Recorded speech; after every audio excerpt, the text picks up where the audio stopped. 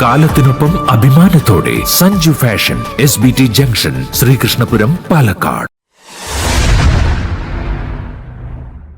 ആചാരാനുഷ്ഠാനങ്ങളും നാടൻ കലാരൂപങ്ങളും സംഗമിക്കുന്ന തിരുനാരായണപുരം ഉത്രത്തിൽ ഭഗവതി ക്ഷേത്രത്തിലെ ഭരണി മഹോത്സവം നാളെ ആഘോഷിക്കും.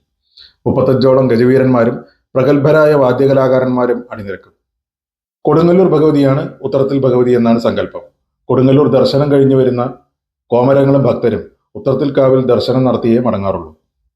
ഭരണി ദിവസം രാവിലെ തിറയും പോതനും, ചവിട്ടുകളി, കരിവേലകൾ എന്നിവ ക്ഷേത്രത്തിൽ നടക്കും. വൈകുന്നേരം 5 മണിക്ക് പാന, തുടർന്ന് തേനേഴിമന കുതിര, പാലാടൻമലയിൽ നിന്നുള്ള കാളവേല ഇറങ്ങിയതിനു ശേഷം മറ്റു കാളകൾ ക്ഷേത്രത്തിൽ ഇറങ്ങും. തുടർന്ന് പ്രഗത്ഭരായ വാദ്യകലാകാരന്മാരുടെ വാദ്യഘോഷങ്ങളുടെ അകമ്പടിയോടുകൂടി 35ഓളം ഗജവീരന്മാർ ഉത്സവപ്പറമ്പിൽ അണിനിരക്കും.